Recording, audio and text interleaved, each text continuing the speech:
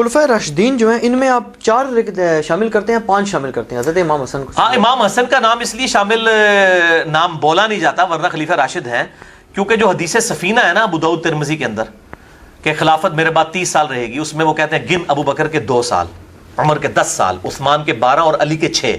علی کے 6 اصل میں علی کے 5.5 سال ہیں، 6 مہینے سیدنا حسن ابن علی کی خلافت ہے۔ وہ خلیفہ راشد ہیں لیکن وہ حضرت علی کی خلافت میں شامل ہے، اس لیے وہ اس کو ہم جس کہتے ہیں راؤنڈ آف کر کے 30 سال بولتے ہیں۔ امام ابن تیمیہ نے منہاج السنہ میں لکھا ہے کہ خلیفہ راشد 5 ہیں، ابو بکر، عمر، عثمان، علی اور حسن ابن علی۔ اچھا ٹھیک ہے، وہ بھی مانتے ہیں، اور انہوں نے لکھا ہے باقاعدہ نہ ہم معاویہ کو خلیفہ راشد مانتے ہیں اور نہ یزید کو، یہ اسلام کے بادشاہ تھے۔ یہ تو اہل سنت کا متفقہ مسئلہ ہے، خلیفہ راشد نہیں ہے، خلیفہ راشد وہی ہیں۔ تو حسن ابن علی بھی خلیفہ راشد ہیں، یا اس کے بعد کوئی جھلک نظر آئی ہے تو عمر بن عبدالعزیز ہے۔ ٹھیک ہے، اچھا یہ باقی 12 خلفاء پورے ہوں گے قیامت تک۔ یہ شروع میں 12 خلفاء لیتے ہیں، میں نے وہ مسئلہ 102 میں بتایا کہ یہ قیامت تک 12 خلفاء پورے ہونے ہیں، اور 12ویں خلیفہ امام محمد مہدی ہوں گے ہاں انشاءاللہ تعالی رضی اللہ تعالیٰ عنہ علیہ السلام۔ حضرت عثمان غنی رضی اللہ تعالیٰ عنہ کی جو شہادت ہوئی ہے تو اس کے متعلق ایک مفتی اسحاق صاحب ہوتے تھے فیصل آباد والے، وہ بھی اور شیعہ حضرات بھی اکثر و بیشتر یہ بات کرتے ہیں، وہ کہتے ہیں جی اس میں اہل سنت یہ بات کر دیتے ہیں کہ جی مرتدین تھے، یہ تھے، جبکہ وہ کہتے ہیں وہ صحابہ تھے۔ تو اس پہ تھوڑی سی روشنی ڈالیں کہ یہ ایکسٹریم باتیں ہیں دونوں۔ یہ جی بالکل پنڈورا باکس کھل جائے گا۔ مولانا اسحاق صاحب کے حوالے سے میں ایک بات عرض کر دوں کہ میں نے غدیر خم کی حدیث پہ 156 مسئلہ ریکارڈ کرایا، اس پہ کئی لوگوں نے کمنٹس کیا جی آپ نے پوری دنیا میں اہل حدیث علماء کو چیلنج کیا ہے کہ کسی نے ویڈیو میں کبھی غدیر خم بیان نہیں کیا ہے، تو مولانا اسحاق صاحب کرتے رہے۔ تو بھائی مولانا اسحاق صاحب کو تو اہل حدیث نے مردود کر کے نکال دیا تھا اپنے فام کے مطابق، لہٰذا اہل حدیث ان کو آن ہی نہیں کرتے۔ میں ان اہل حدیث علماء کی بات کروں جن کو اہل حدیث آن کرتے ہیں کہ میرے میدان عمل میں اترنے سے پہلے کبھی انہوں نے غدیر خم کی حدیث بیان کی ہو، چیلنج ہے، چیلنج۔ تو اکثر کو پتہ ہی نہیں، میں کئی فاروق تحصیل لوگوں سے پوچھوں ان کو پتہ ہی نہیں ہے، اور تعریف کی ہے انہوں نے، اہل حدیث علماء نے اپنی کتابوں میں تعریف کر دی ہے کہ قرآن اور اہل بیت کو قرآن و سنت لکھ دی ہے، ٹھیک ہے، کسی نے آدھی حدیث لکھ دی ہے، میں نے مسئلہ 156 ریکارڈ کروا دیا ہے۔ سلفی یعنی اہل حدیث علماء کی غدیر خم کی حدیث میں تحریف کے اوپر پورا لیکچر میں نے 1.5 گھنٹے کا ریکارڈ کروا دیا۔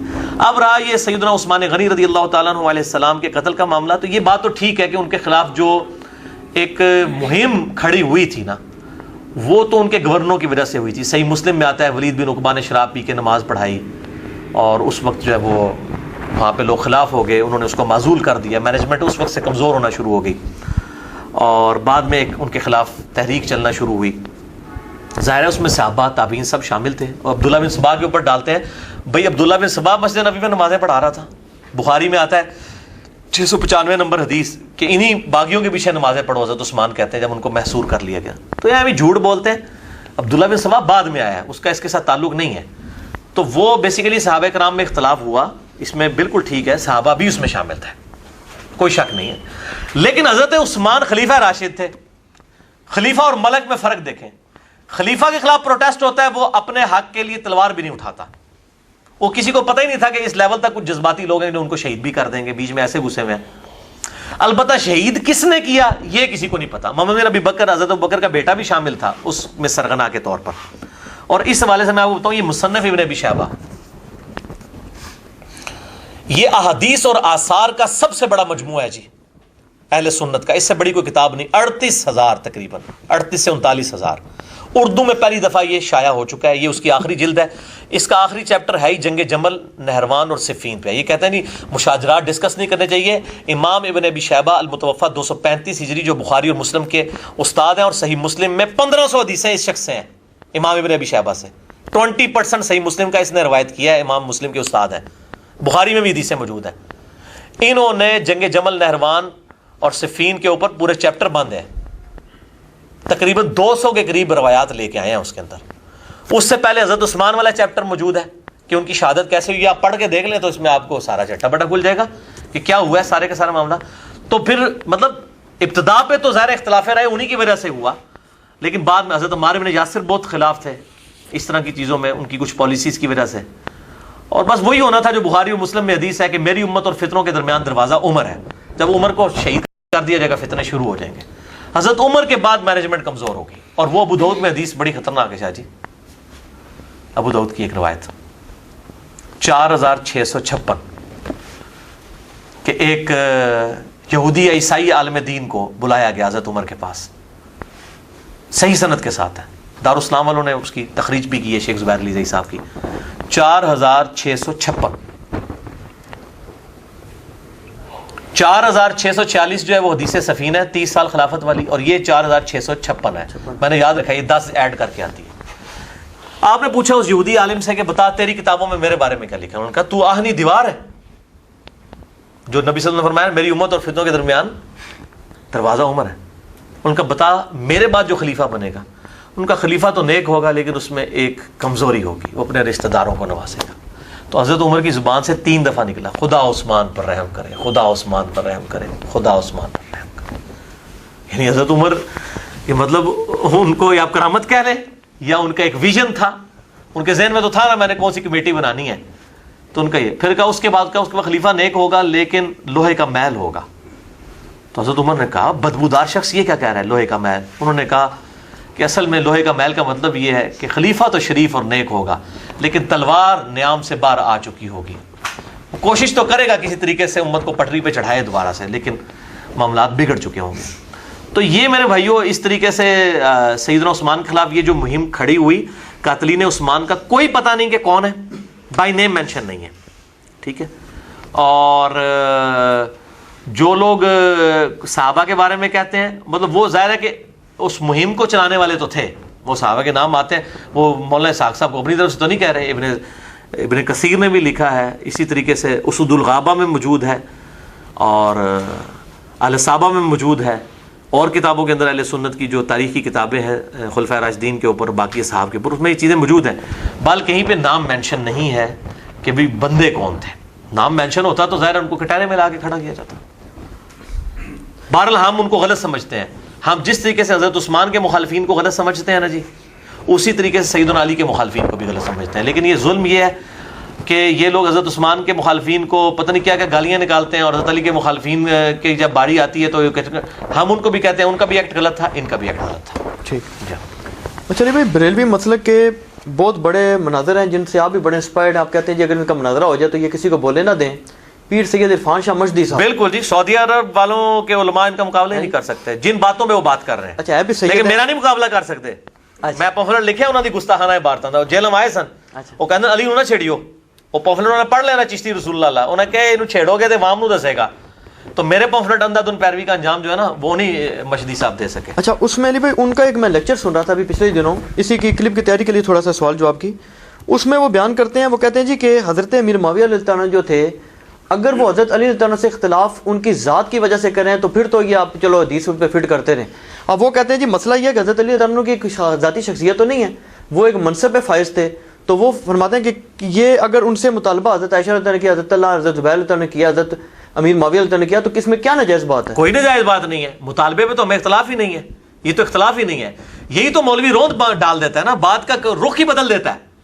بات کچھ اور ہو رہی ہے, پھر اینالوجی بنانا شروع کر دیتے ہیں کہ جی وہ دیکھیں یزید نے اپنے دور میں حسین کے قاتلین سے بدلہ نہیں لیا تو حضرت علی نے لیا. بھائی حضرت حسین یزید کے دور میں شہید ہوئے تھے, حضرت عثمان حضرت علی کے دور میں شہید نہیں ہوئے ہیں. Point to be noted. دیکھو کیسی اینالوجی بناتے ہیں. حضرت علی کے دور میں سیدنا عثمان شہید ہوئے ہیں, وہ تو پہلے شہید ہوئے ہیں, جبکہ یزید کے دور میں حضرت حسین شہید ہوئے ہیں. کتنی یہ روند مارتے ہیں, یہاں بھی یہ روند مار رہے ہیں, یہ ناسبی جتنے یہ روند مارتے ہیں. مسئلہ یہ اختلاف ہی نہیں ہے کہ ان کو, اختلاف یہ ہے کہ پارٹی بنا کے, جتھا بنا کر خلیفہ راشد کے خلاف فوج بنا کے لڑنے کے لیے آمادہ ہو جانا. یہ ہے اصل میں جو نبی صلی اللہ علیہ وسلم کی حدیث ہے کہ تم میرے بعد بہت اختلاف دیکھو گے. ابو داؤد میں ہے, ترمذی میں ہے, نسائی میں ہے, ابن ماجہ میں ہے کہ آپ صلی اللہ علیہ وسلم نے فرمایا, مشکات میں 165 نمبر ہے, ابو داؤد میں 4607, ترمذی 2676, ابن ماجہ میں 42, میرے بعد بہت اختلاف دیکھو گے. اور اس وقت علیکم بسنتی و سنت الخلفاء الراشدین المہدیین, تم پر میری سنت اور میرے خلفاء راشدین کی سنت لازم ہے. اور دین میں بدعتوں سے بچنا, ہر بدعت گمراہی ہے اور ہر گمراہی دوزخ میں لے جانے والی ہے. سنن نسائی میں الفاظ موجود ہیں. یہ تو ہے ہی خلفاء راشدین کے بارے میں کہ ان کے مخالفین بدعت پہ ہوں گے. یہ حدیث کو آ کے نعوذ باللہ پنکچر کر دیتے ہیں حضرت عثمان تک آ کے. وہاں آپ باغیوں کے اوپر بات کریں, کہتے ہیں ہاں جی علیکم بسنتی, یہ بدعتی ہیں. تو جو حضرت علی کے خلاف کھڑے ہوئے ہیں, صرف قصاص کا معاملہ ہوتا نا, اس پہ کوئی اختلاف نہیں ہے, ہم بھی کہتے ہیں. بلکہ حضرت علی سے بڑھ کے کسی کو قصاص تھا کی فکر تھی.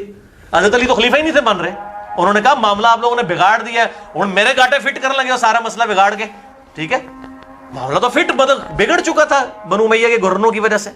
ٹھیک ہے, تو وہ مسئلہ یہ نہیں تھا, ایشو یہ نہیں تھا. اصل ایشو یہ ہے میرے بھائیوں کہ جو جتھا بنایا گیا نا, جو آج یہاں پہ پاکستان میں بھی کہہ رہے ہیں کہ کوئی پرائیویٹائز نہ کرے جہاد کو اور اپنا جتھا بنا کے حکومت سے نہ ٹکرائے, تو جب حضرت علی رضی اللہ تعالیٰ سے قصاص کا مطالبہ تھا تو سیدہ فاطمہ, سیدہ عائشہ رضی اللہ تعالی عنہا علیہ السلام, وہ حضرت علی کے پاس تو آئی نہیں ہے, وہ تو مدینہ شریف میں تھا دارالحکومت, وہ تو اپنی پوری فوج, ان کو بھی عبداللہ بن زبیر لے کے, وہ تو لے کے چلی گئی ہیں بصرہ خود قانون کو ہاتھ میں لینے کے لیے. تو حضرت علی کو تو مجبوراً وہاں پہ جانا پڑا ہے.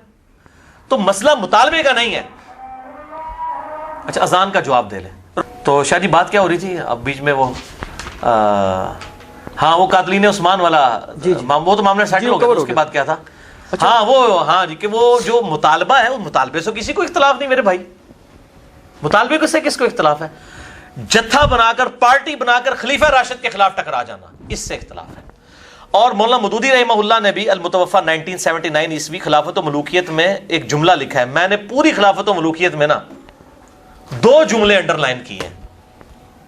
ایک جملہ اس میں سے یہ ہے, انہوں نے کہا حضرت عثمان خلیفہ راشد تھے. خلیفہ اور بادشاہ میں یہی فرق ہوتا ہے, ان کے خلاف پروٹیسٹ ہوا, انہوں نے اپنے لیے تلوار نہیں اٹھائی اپنی ذات کے لیے. ٹھیک ہے, شہید ہو گئے, پروٹیسٹ کرنے دیا, ظاہر صحابہ ہی کر رہے تھے. اگر کوئی شرارتی لوگ اور ہوتے تو وہ کہتے ہیں بارو کی تلے آنے دے بھرتی کر کے کرائے دے. ان کو بھی پتا تھا کون لوگ پروٹیسٹ کر رہے ہیں, لیکن ان کو یہ نہیں تھا اندازہ کہ یہ لوگ یہ کام ڈال دیں گے. اور دوسرے نظر معاویہ کے دور کے اندر جو بندہ بھی اس طریقے سے پروٹیسٹ کرتا تھا اس کے ساتھ کیا ہوتا تھا. تو ان کا یہ خلافت و ملوکیت کا فرق ہے.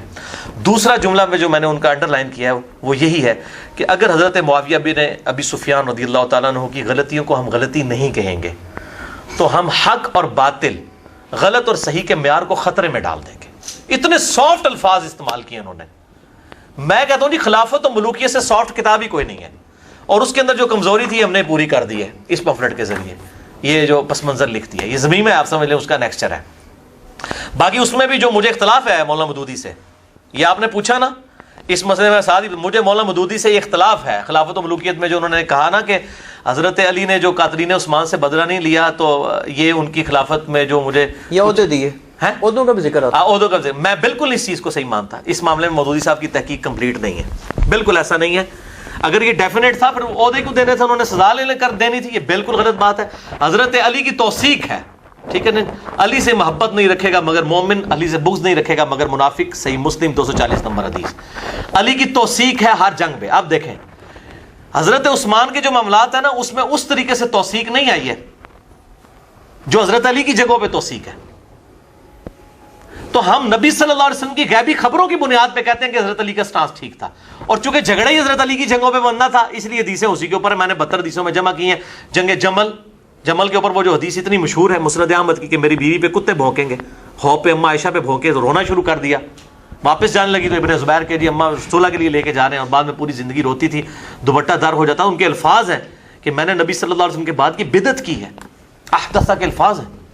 اس کا کیا حوالہ ہے؟ یہ میں نے اس کے اندر لکھا ہے میرے بھائی. اچھا سے آپ نے یہ پمفلٹ نہیں پڑھتے, یہ سمندر ہے. کئی لوگوں نے یہ پمفلٹ جو ہے نا اس کو سمجھا کہ شاید یہ اسی طریقے سے لکھ دیا گیا. میرے بھائی اس پمفلٹ کے اندر یہ حدیث جو ہے نا جی وہ المصنف ابن ابی شیبہ میں ہے 37772.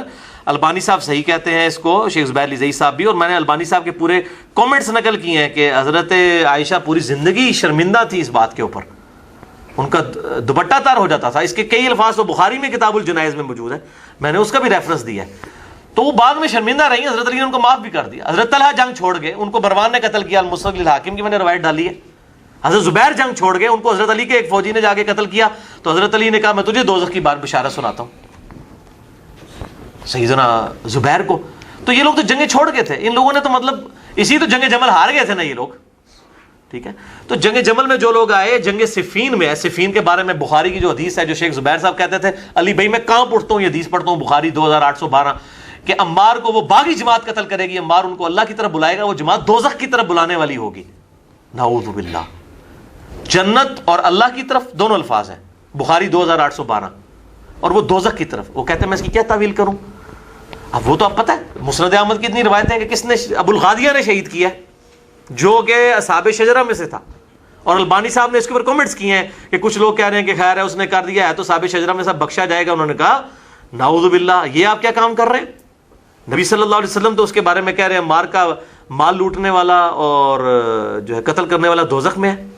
اس حدیث کو شیخ زبیر صاحب نے کھینچ تان کے ضعیف ثابت کیا ہے, اور میں نے شیخ زبیر صاحب سے فون پہ بات کی. میں نے کہا شیخ صاحب یہ آپ نے یہ حدیث صحیح ثابت تو آپ سے نہیں ہوئی ہے, مجھے بھی تو علمی بحث پڑھ کے پتہ چل گیا کہ کمزور ہے. شیخ زبیر علی بھائی میرے تو 3 دن پسینے چھوٹے رہے ہیں اس کو ضعیف ثابت کرنے کے لیے. میں نے کہا کیوں؟ کہتے ہیں مسند ابو الغادیہ موجود ہے, مسند احمد میں ابو الغادیہ رضی اللہ تعالیٰ عنہ سے احادیث ہے, تو میں نے ان کا دفاع کرنا تھا, تو میں تو اس حدیث کو کیسے صحیح مانوں؟ میں نے کہا دفاع ہم بھی رضی اللہ تعالیٰ عنہ کہتے ہیں, غلطی اپنی جگہ, ٹھیک ہے, لیکن تخصیص آ جائے گی. شیخ البانی نے حدیث حوض پہ سیدہ عائشہ کے جو معاملات ہیں لکھا, وہ کہتے ہیں مجھے حیرانگی ہے کہ شیعہ تو 12 کو معصوم مانتے ہیں نا, اور یہ سنی سارے صحابہ کو معصوم مان رہے ہیں, اور ان کو جو اس طرح کی بات کر رہے ہیں. مانے غلطی ہوئی ہے, سیدھی سی بات ہے, غلطی کا بیان جو ہے وہ کوئی گستاخی نہیں ہے. حضرت آدم کی غلطی کا بیان جو ہے, اس کے بعد لعنت کرنا, سب و شتم کرنا. البانی سے بڑا کون ہے اہل سنت کی اہل حدیث؟ اور مجھے تو اب ڈر لگ رہا ہے, اور میں نے یہ پریڈکشن کر دی کہ اہل حدیث ان قریب اسے نکال دیں گے. میں نے شیخ البانی کو نام دیا دور حاضر میں اہل بیت کی محبت کا امام شیخ محمد ناصر الدین البانی المتوفی 1999 عیسوی. تو ان کا سٹانس ٹھیک تھا, مطالبہ کرنا چاہیے تھا. حضرت علی خود بھی اس حق میں تھے. حضرت علی اتنا عرصہ تک حضرت عثمان کو بھی سمجھاتے رہے. مسئلہ یہ ہے کہ جتھا کیوں بنایا؟ اب میں پوچھتا ہوں کہ حضرت عائشہ نے یہ سارا جب یہ تماشا ہوا جمل والا, اس کے بعد حضرت عائشہ کتنے سال زندہ رہی ہیں؟ 58 ہجری میں فوت ہوئی ہیں. یہ 37 ہجری کا واقعہ ہے, تقریباً آپ سمجھ لیں 20 سال تک. اس 20 سال میں کبھی اما عائشہ نے دوبارہ قتل عثمان کے مطالبے کا ذکر کیا؟ ان کو پتہ چل گیا تھا یہ پیچھے کیا تھی انٹینشن. ادھر بھی صفین کے اوپر حدیثیں موجود ہیں, نہروان کے اوپر بخاری اور مسلم میں پورے چیپٹر ہیں کہ امت کے بہترین لوگ ہوں گے جو قتل کریں گے خوارج کو. حضرت علی کے پیچھے تو حدیثیں کھڑی ہیں, نبی صلی اللہ علیہ وسلم کی پریڈکشنز کھڑی ہوئی ہیں. لہٰذا حضرت علی کو تو سرٹیفکیٹ ملا ہوا ہے کہ ان کی جنگ حق پر ہے. بلکہ ان کو کیا سرٹیفکیٹ؟ صحیح مسلم کی حدیث علی سے محبت نہیں رکھے گا مگر مؤمن, علی سے بغض نہیں رکھے گا مگر منافق. ان کی محبت لٹمس ٹیسٹ ہے ایمان کا. مطالبے سے میں اختلاف نہیں ہے, جتھا بنا کے پارٹی بنا کے اس طریقے سے کرنا, اس چیز سے اختلاف ہے. تو اس میں ریٹ آف دا گورنمنٹ تو قائم ہوگی. حضرت علی کی ذمہ داری تھی کہ جو جتھا بنائے گا, اور ایک اس ریاست سے جو 3 بر اعظموں میں پھیلی ہوئی ہے, ایک صوبے کا گورنر اٹھ کے جو ہے وہ ٹکراؤ کرنے کی کوشش کرتا ہے اور چند لوگ اکٹھے ہوتے ہیں, تو ریٹ آف دا گورنمنٹ تو قائم ہوگی. ان کو تو حدیث سے پتہ تھی. اور یہ جو حدیث ہے, چھوڑ دیں یہ حدیث جو مسند احمد میں موجود ہے, شعیب ارنوت بھی صحیح کہتے ہیں, سنن نسائی الکبریٰ میں موجود ہے, غلام مصطفیٰ ذہی صاحب خود صحیح کرتے ہیں, کہتے ہیں اس حدیث کو کہ نبی صلی اللہ علیہ وسلم اپنی ایک بیوی کے گھر سے نکلے تو جوتی ٹوٹ گئی, تو آپ صلی اللہ علیہ وسلم نے اپنی جوتی اتار کے سیدنا علی کو دی. وہ گانٹنا شروع کر دی انہوں نے. نبی صلی اللہ علیہ وسلم تھوڑا آگے جا کے کھڑے ہو گئے کہ چلو علی کا انتظار کرو, اور اس دوران گفتگو کی. حضرت ابوبکر عمر بھی موجود تھے. آپ نے کہا کہ دیکھو اللہ تعالیٰ نے مجھے دعوت حق دے کر مبعوث کیا, لوگوں نے میرا انکار کیا, ایز اے لاسٹ ریزارٹ مجھے قرآن کو منوانے کے لیے تلوار اٹھانی پڑی. اور تم میں سے ایسا بھی شخص ہے, ایسا خوش نصیب شخص کہ جسے مسلمانوں کو قرآن منوانے کے لیے, کس کو؟ مسلمانوں کو. نبی صلی اللہ علیہ وسلم نے خود سرٹیفکیٹ دے دیا. خوارج بھی مسلمان ہی تھے, تعویل کی غلطی لگی ہوئی تھی. اہل جمل بھی مسلمان ہی تھے, اہل صفین بھی مسلمان ہی تھے. ہم ان کو کافر و منافق نہیں کہتے. مسلمانوں کو قرآن منوانے کے لیے مسلمانوں کے خلاف تلوار اٹھانی پڑے گی. حضرت ابوبکر کہتے ہیں یا رسول اللہ میں ہوں. حضرت عمر کہتے ہیں میں ہوں. آپ نے فرمایا بلکہ وہ شخص جو میری جوتیاں گانٹ رہا ہے. صحابہ دوڑے نبی صلی اللہ علیہ وسلم کی بات سن کے حضرت علی کے پاس, اور کہا آپ کے لیے اتنی بڑی بشارت ہے کہ آن دی بہاف آف پروفٹ آپ یہ کام کریں گے. حضرت علی مسکرا پڑے. صحابہ کہتے ہیں ہم سمجھ گئے کہ حضرت علی کو یہ بات پہلے سے پتا تھی کہ میں نے یہ کام کرنا ہے. اور پائی جیدی ڈیوٹی لا کے گیا نبی صلی اللہ علیہ وسلم خود. انہوں یہ شک ہوئے گا کہ منو جمل کرنی چاہیے, صفین کرنی چاہیے, نہروان کرنی چاہیے, اس کے پیچھے تو نبی کھڑا ہوا ہے. تو یہ دھوکے دیتے ہیں, یہ روند مارتے ہیں. بھائی یہ دلائل النبوہ ہیں, نبی صلی اللہ علیہ وسلم کی نبوت کی خبریں ہیں. اور پھر یہ المصنف ابن ابی شیبہ سے لے کے آتے ہیں کہ سیدنا علی پچھتاتے تھے, کاش میں جمل سے 20 سال پہلے فوت ہو گیا ہوتا. اور یار یہ دردناک چیپٹر تو پڑھو. وہ اسی طرح پچھتاتے تھے. وہ پچھتانا یہ نہیں ہے کہ مجھ سے غلطی ہوئی ہے, وہ پچھتاتے اس سے تھے جس طرح قرآن میں آتا ہے سورہ مریم میں کہ حضرت مریم پچھتاتی تھی, جن کے پاس حضرت جبرائیل خوشخبری لے کے آئے بیٹے کی خوشخبری لائے نا. سورہ مریم پڑھ کے دیکھیں, جس نے فرشتہ سامنے دیکھ لیا, اللہ کی بشارت دیکھ لیا, اب اس کو کوئی شک رہ گیا؟ بتائیں مجھے. اچھا اس کے بعد آتا ہے ان کو حمل ٹھہر گیا, وہ ایک درخت کے نیچے جا کے بیٹھی اور وہاں کہتی ہے کاش میں بہت پہلے ہی مر کے مٹی ہو چکی ہوتی, نسیم منسیہ ہو چکی ہوتی, لوگ مجھے بھول چکے ہوتے, میں اس حالت پہ تو نہ پہنچتی. اس کا مطلب حضرت مریم کو شک تھا جی, ناسبیو حضرت مریم کو اللہ اور جبرائیل پہ شک تھا. ان کو پتا تھا کہ اس میں جبرائیل کہتا ہے کہ آپ کے بیٹے کو ہم نشانی بنانے والے ہیں. یہ بحثیت انسان وہ انہوں نے دکھ کیا کہ ٹھیک ہے اللہ تعالیٰ نے مجھے چنا تو صحیح, لیکن ان کو ایک خدشہ تھا کہ اتنی بڑی آزمائش میرے اوپر آئی ہے, اس آزمائش سے میں کیسے نکلوں گی. لوگ تو کہیں گے یہ بچہ کہاں سے اٹھا کے لے, اس کی تو شادی نہیں ہوئی ہے. انسان ہونے کی حیثیت انسان کو پریشانی تو ہوتی ہے. نبی صلی اللہ علیہ وسلم نہیں پریشان ہوئے جب پہلی وحی نازل ہوئی ہے, بخاری اور مسلم میں آتا ہے. کبھی تاری ہو گئی, حضرت خدیجہ نے اڑا دیا, ورقہ بن نوفل کے پاس لے گئے. انسان جو ہے شریف النفس آدمی کے ساتھ یہ ہوتا ہے. تو حضرت علی جو ہے وہ حضرت مریم جو کہتی تھی میں نسیم منسیہ, کاش پہلے ہی مر چکی ہوتی میں. حضرت علی جو کہتے تھے کاش پہلے مر چکی ہوتا میں, اس سے پہلے 20 سال پہلے. وہ اس لیے کہ علی کے درد کو سمجھے. واللہ میں اکیلے میں سوچتا ہوں مجھے حسین پہ اتنا رونا نہیں آتا جتنا علی کے اوپر آتا ہے. اس شخص کو دیکھیں جس نے سب سے پہلے اسلام قبول کیا. جامع ترمذی کی حدیث ہے زید ابن ارقم سے کہ سب سے پہلے علی نے اسلام قبول کیا ہے, حضرت خدیجہ کے بعد, پھر زید ابن حارثہ نے, اور پھر ابوبکر صدیق نے. یہ ترتیب ہے ان کی زمانی. یہ تو جعلی ہے نا جی, بچوں میں زید, عورتوں میں خدیجہ, تاکہ علی دا ٹائٹل چھین لیا جائے. یہ اس لیے کیا ہے, نہ علی نے کیا اسلام پہلے قبول. کتنی حدیث موجود ہیں المستدرک الحاکم کے اندر, سنن نسائی الکبریٰ کے چیپٹر خصائص علی کے اندر موجود ہیں, جامع ترمذی میں موجود ہیں. آپس میں تو اکٹھا تو نہیں کسی نے کلمہ پڑھا, آپس میں ترتیب موجود ہے. تو حضرت علی جس نے سب سے پہلے اسلام 7-8 سال کی عمر میں قبول کیا, باقی تو کافر سے مسلمان ہوئے ہیں. دیکھ لیں جتنے بڑے بڑے اصحاب ہیں وہ تو مسلمان تو نہیں تھے نا, بعد میں مسلمان ہوئے نا. کوئی 40 سال کی عمر میں, کوئی 45 سال کی عمر. حضرت علی تو بچپن سے آپ صلی اللہ علیہ وسلم کی جو ہے وہ ساتھ اٹیچ. جس شخص نے بچپن سے اسلام قبول کیا, ہر وقت حضور کے ساتھ رہا, غزوہ خیبر میں اسلام کو فتح دلائی, غزوہ خندق میں ابن عبد الود جس کا کوئی مقابلہ کرنے کے لیے آگے نہیں ہوتا تھا, جو 100 بندوں سے اکیلا لڑتا تھا, اس کو قتل کیا. جس نے اسلام کو اس اور شیب ابن ابی طالب کے اندر اس نے وقت گزارا 3 سال کا, جس نے اسلام کو زیرو سے اس بلندی ایپیکس پہ پہنچتے ہوئے دیکھا کہ حضرت عمر کے دور میں 3 براعظموں تک اسلام کی حکومت پہنچ گئی, اور اس کو اپنی زندگی میں یہ چیز دیکھنی پڑ رہی ہے کہ اس کے سامنے وہ اسلام کا نظام جو ہے وہ بکھرتا جا رہا ہے بنو امیہ کے گورنروں کی وجہ سے. حضرت علی نے بہت کوشش کی ہے. میں نے اس میں روایت ڈالی ہے مستدرک الحاکم سے اور سنن نسائی الکبریٰ کا چیپٹر خصائص علی, اس میں سے کہ نبی صلی اللہ علیہ وسلم فرمایا کہ اے علی, اگلی امتوں میں بدبخت سب سے بڑا وہ تھا جس نے قوم سمود کی اونٹنی کو قتل کیا تھا, اور میری امت کا سب سے بڑا بدبخت وہ ہے جو تجھے قتل کرے گا. تو قوم سمود کے بدبخت نے جب اونٹنی کو قتل کیا تو قوم سمود پہ عذاب آیا نا. سیدنا علی کے قتل کے بعد اس امت پہ عذاب آیا ہے, اور عذاب کیا آیا ہے, ملوکیت کی شکل میں مسلط ہو گیا. ان لوگوں نے, حضرت علی ایک آخری کوشش تھے کہ کسی طریقے سے ابو بکر اور عمر کی خلافت کو بحال کیا جائے, جس سے سیدنا عثمان کے گورنروں نے سپائل کر دیا تھا. میرے اس پہ پورا لیکچر ہے, مسئلہ number 116A, 116B, 116C, 116D, 116E, کہ کس طریقے سے سپائل ہوئی ہیں یہ چیزیں. سیدنا علی تو آخری کوشش تھے. تو میرے بھائی اس نے تو کہنا تھا کاش میں مر چکا ہوتا, میرے سامنے اس طریقے سے معاملات نہ ہوتے, اس طریقے سے مجھے یہ دکھ نہ دیکھنے پڑتے. اور سیدنا علی کے آپ اگر دیکھیں کس طریقے سے وہ کوفے میں بیٹھ کے اکیلے رویا کرتے تھے کہ اسلام کو شرازہ بکھر رہا ہے, کوشش کر رہا ہوں کہ کسی کے سے سمٹ جائے, لیکن ان کے لوگ ساتھ ہی نہیں اس طریقے سے دیکھتے. پھر بعد میں لوگ پچھتاتے تھے نا جی, آج تک ہم پھر پچھتا رہے ہیں نا کہ حضرت علی کا اس وقت ساتھ دے دیتے باقی لوگ بھی. تو یہ جو انجن پٹری سے اتر گیا تھا وہ واپس ابو بکر عمر کے ٹریک پہ آ جاتا. لیکن واللہ خیر الماکرین, اللہ کی خفیہ تدبیر ہے. اسی طریقے سے ہوتا ہے, انبیاء بھی دنیا سے گئے ہیں, انبیاء بھی شہید ہوئے ہیں, اور یہ معاملات ہوئے ہیں. اللہ تعالیٰ کی طرف سے یہ ایک خفیہ تدبیر تھی, ہے جو بھی آزمائش تھی, تقدیر کے معاملات ہیں. واللہ اعلم.